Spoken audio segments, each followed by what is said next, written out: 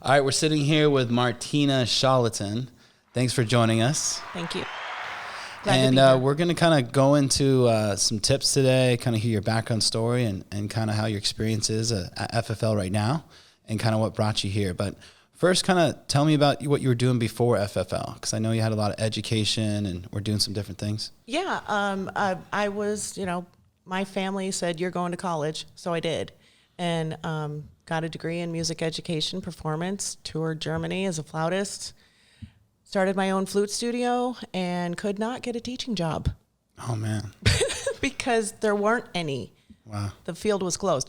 So I was working with adults with disabilities, and so I'm like, well, okay, go back, get your master's, special education, and then that wrote the next 23 years of my life, being a teacher in Arizona, California, administrator, running $40 million budgets and writing legislation for California. But it got a little too much in regards to the emotional impact. Mm-hmm. And so my husband's like, oh, get your insurance license. I'm like, well, what do you got to do that? Take a test. Okay. To get that far, you have to take a lot of tests. So I'm like, I took my test. I was also running my own company for private special education families, and just started from there and just turned away and walked a different direction, and I would never take it back. And I was with another company and very loyal and wanted to stay. But my husband, he's like, I want you to look at this company. I'm like, no. Well, let's back up a second before you came over here. So you were at another company before this doing insurance. Correct. That's how you first got into it. Right. What was the structure like that was different over there? Like as far as commissions and how that sales process worked? Right. It was low commissions. It was one product. Everything was built in regards to your commission was capped at a certain amount, even though if you were supposed to get a commission of $2,000, you would only get 800. Oh, wow. Yeah. Yeah, that's not fun. So, no. Yeah. No. And so when you're a good business person, you know how to regulate that as you get going. So, and when you're saying one product, you're basically saying that it wasn't like you had multiple expense. carriers, Nope. just one final expense product. Everyone had to fit in that bubble. Final or else expense they were out. or modified, and that was it. Wow. And the Okay. modified was really expensive. Then how was the actual sales process? Do you get leads? Like how does that whole thing work? Yeah, the leads were minimum anywhere from 25 to 45. Wow. But that was because the manager that I had actually subsidized the cost. Okay. And that's still pretty expensive for a lead. And then, so did you dial them up and set appointments, or how was the process? It was all door knock. They did Just not all know door I was knocking. showing up. Nope. Wow. All they knew was that they sent it in and I would show it to them, and then they might remember. And even if they didn't remember, I would have to have the skill base to be able to get in and close it. Wow. And just one product. So what if what didn't fit in the health guides? It was just, there's nothing you could do because you didn't have multiple carriers, right? Correct. Wow. Okay. So how many years were you doing that? 4.5. 4.5. Okay. And then how did you discover FFL? Like what made you come over here? My husband was watching it for a year. Watching it on YouTube or? Yep. Just watching YouTube videos? He was following it. Okay. And he kept begging me, this business is making us broke. We're living on broke. Mm-hmm. And so he set it up for me to come to a meeting. Mm-hmm. I was very resistant because I'm a loyal person, and I loved the folks that I worked with. They were very caring, but he was right. I wasn't making the money that I should have been. Right. And so I came here. Came to a meeting, kind of like it was grumpy, right at, like, yeah, right. Totally. Yeah. Okay. So you watched one of the trainings that was on a Thursday, I'm guessing. It was right after the Phoenix conference. Okay, cool. And I didn't go. Mm-hmm. Wasn't anything like that. My husband knew it was on there. He tried to get me to watch stuff on it. I'm like, no, I ain't doing it. Mm-hmm. No. So being stubborn, but came to a meeting, and then afterwards, after you actually saw what FFL had to offer, something switched and changed, or 5 minutes. 5 minutes. And it wasn't just because of the compensation plan. Mm-hmm. It was being a broker. definitely opens up the windows and being able to serve more people at the same time. So when I sit down with families, it's not about $20, $30, or 100, or if you want to dump 50,000 into an annuity. I have that whole open platform, that buffet. And I can help the person that has the most limited budget, literally under $1,000 a month. I can help them, and I can help everything else up the scale. So it's more about, I'm able to help more people now than I could before. And that's originally what my process was to help family with kids with special needs to, So being able to be a broker and have access to more products, you can really suit your client's needs and actually find them absolute lowest cost of product too, because every carrier is a little bit different on health. Yep. So that'd be pretty rewarding. And then the comp change, right? I think that was kind of a thing like, okay, now I'm getting paid for what I write, the full commission. That had to be a big change for you too, right? Yeah, I really, I felt like I was being paid what I should be compensated for. And it encouraged me, it gave me the motivation to do more production. Right. I have literally doubled my production in the last 5 months. Wow. And so I've already done so much. Typically, and I'm just going to throw numbers out there, I did about 160,000 in production with the last company. For like the year? Yes. For the year, yeah. So I started mid-year with FFL. I will do over 200 by December.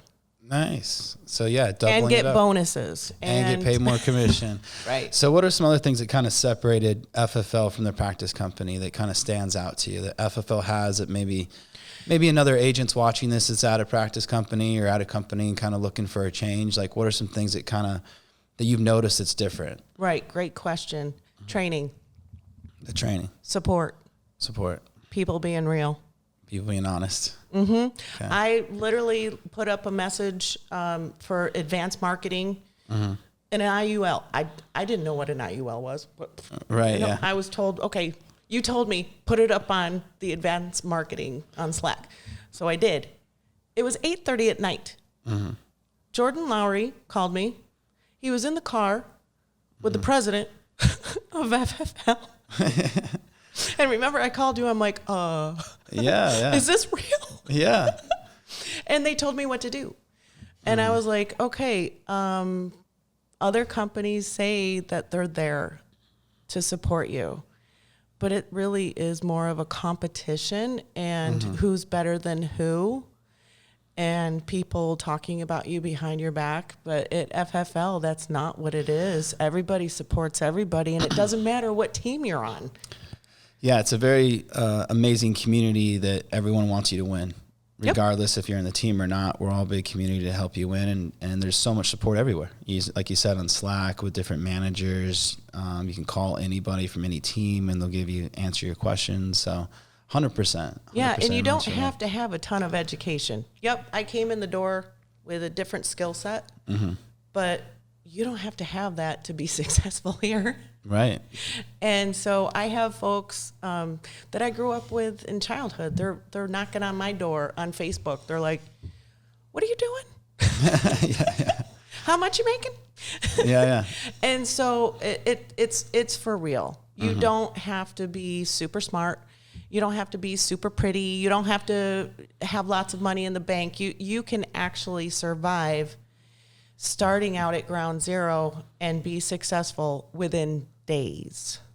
Training's top notch, and I think that encouragement that you get from FFL too, that type of environment that, hey, everyone can do this, we got you, that positive mindset that they spread, I think is really key here too, that you don't see at a lot of practice companies. Yeah, that I haven't seen in my last companies either. Yeah, if you can't succeed here, you're just not working. You're just not working. That's it. It's just go to work and be in the system and be involved in the community. If you work 20 hours a week, then you get 20 hours worth of pay. Yeah. If you work 80, then you do that too. But the thing is, it is you. It is truly independent. And folks that I've been recruiting, that have been in sales industry and not necessarily insurance, but other industries and things like that. They have lots of questions and they come with baggage, and I came with baggage. And so it's taken me 5 months to flush it out and retrain myself and regroup. But if you come in and you have an open mind and you're coachable and you are able to maintain a positive mindset, even when it's not a good day. Yeah, it's going to happen. You're going to have your bad days for sure. It's sales, ups and downs. But if you're able to maintain that and be consistent and resilient, you're going to be just fine, and you're going to change your family's life. Sky's the limit. And it's pretty crazy. I mean, it's insane that we have people that are literally just no team, nothing, writing $1 million in commission here at FFL, just to show you that it's possible. Guys are writing $50,000 in a month just to show you, hey, it's possible. If this guy can do it, I can do it. And they're all willing to teach the entire team exactly what they're doing. And all you have to do is copycat it. It's not rocket science. It's literally just repeat what they say, write it down, practice it, repeat it. And that's it. I want to ask, you've been doing great here. You're a top producer. A lot of weeks you hit over 10K, which is impressive. Can you give us some tips? Let's talk about, for some of the people that are starting off with dialing, what are some of the struggles you kind of ran through when you first started dialing, and what's some changes you made to get better on the phones? Yeah, first of all, I wasn't a dialer when I came here, and then that's brand new for you, right? 80% of the business is dialing and setting appointments. I'm like, okay, I got this. Yeah. Okay. So I was horrible. I wasn't able to set appointments and that kind of thing. So I had to reach out and get help. And even you role played with me, and I was so nervous and everything, and I'm still nervous. When you get better every day, though, right? We get better every day. Exactly. Yeah. But we trained together for less than 60 minutes. That next day, I dialed. I did 14K in 2 days. And so what are some of the tips, like the changes you made, though? And I think that's important, for guys that are starting off here, like reach out to your mentors. They're willing to do role play, schedule some time, obviously late in the evening when you can't run appointments, and spend some time like practicing, because your manager's doing great, can pick it apart and tell you, hey, this is some tweaks I'd make, or your tone change here, or take that word out. And do that often, and that's free. Practicing on a live $45 lead or $11 lead is costing you money. Or $1.50. Or $1.50 lead. That costs you money, but practicing with a mentor or anybody for even 15 minutes, they're going to be really quickly give you some quick tips and adjustments to help you out. So. Yeah, and there's no hesitation. Like if I would call one of the ladies that is doing 7 figures, if I called her up and left a message, or if I called her, she'd probably pick up the phone, because maybe I want to hear it from a girl. Yeah. And then, they're all there to help. But was there anything that stood out to you that you would like to just let people know? I mean, obviously that's a really good tip, to do some role play training. But what are some other practice? Yeah, practice. You got to practice. You got to feel comfortable with your own voice, your own self, because everybody does it a little different, but you can't be laughing, you can't be giggling, you can't be getting into their personal information. You really need to keep it very specific, because when you set the appointment, you want to make sure that it's solid. Right. And the way you do that is through doing it multiple times. You're going to mess up. That's okay.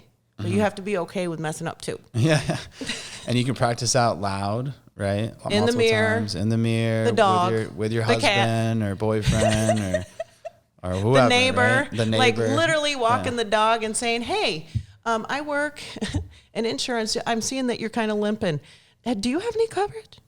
Like if something happened to you bad, like what would happen if something happened to you? Like literally out of nowhere, out of the box. And you have to be comfortable with just being there all the time, as well as getting it out, reaching it out to other people, because everybody should be doing this if it works for them.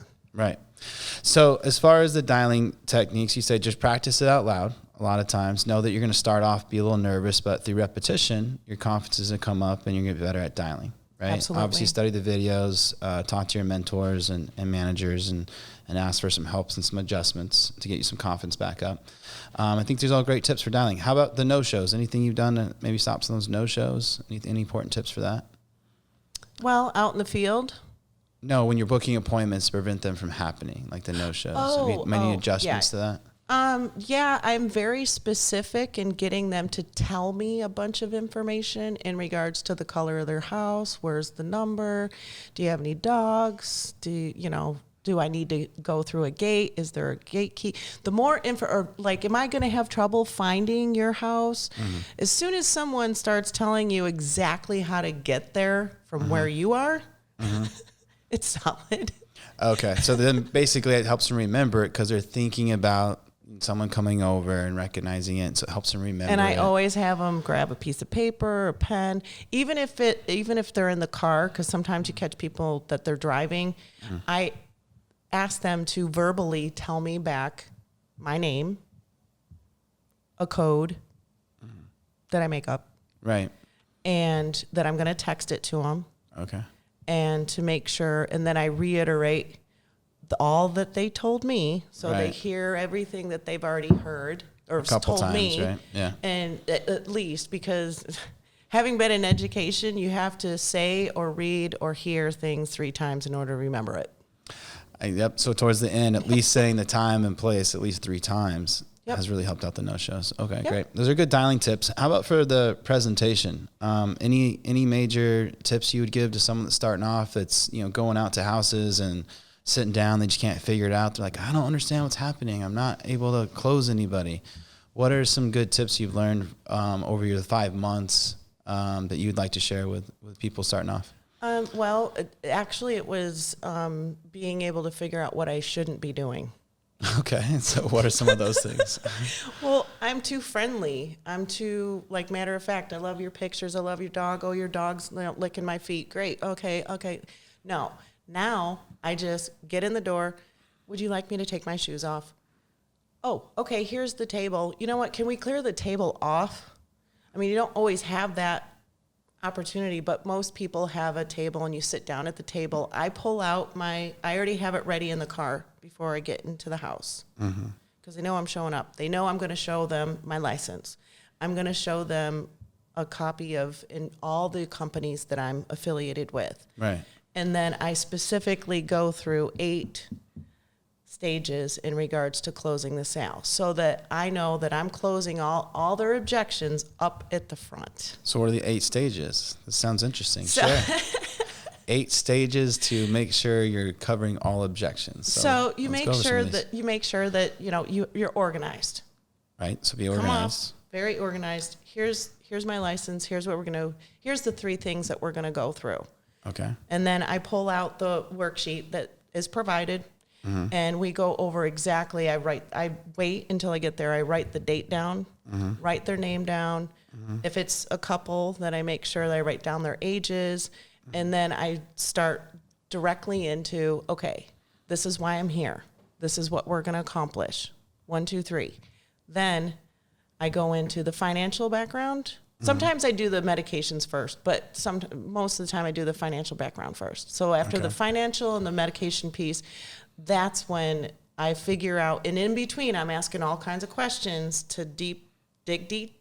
To find the need. Exactly. Okay. And it depends on the family because I read them. What's some examples of questions you would ask? Basically, if it's someone that's willy-nilly all over the place, right? Okay. I try to hone them down in regards to, do you have any other coverage? No. Okay. Okay. Good question. All right. Who are you trying to protect? Why did you fill this out? Okay. If it's mortgage or if it's whole life or whatever it is that they're looking for, I try to find a name of a person to utilize through the whole conversation. Oh, okay. So that if they start getting a little wavery and stuff, I'm trying to get them focused emotionally on who they're trying to protect when they die.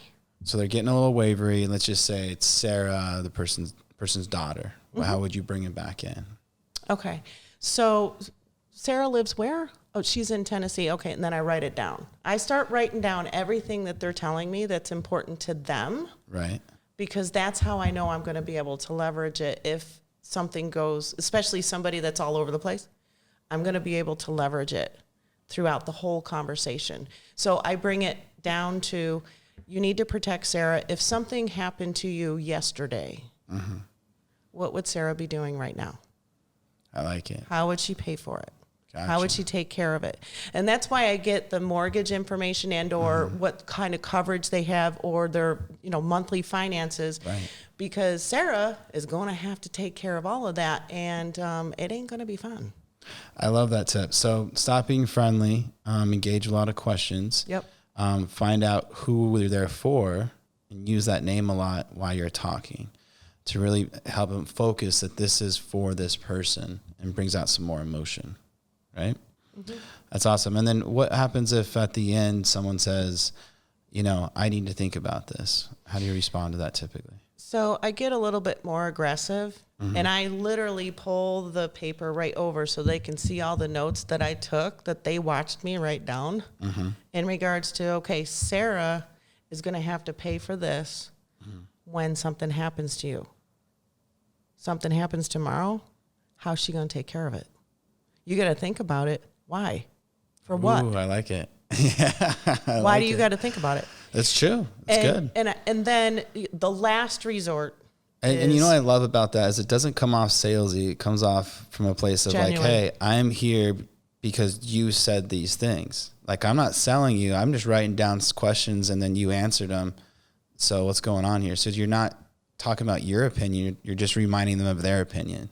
I love that. That's beautiful. And talking from experience. Yeah. And if they start to sit back or whatever, then I will pull out a story here or there in regards to something that I've already experienced personally with other families that I've covered that have refused to cover.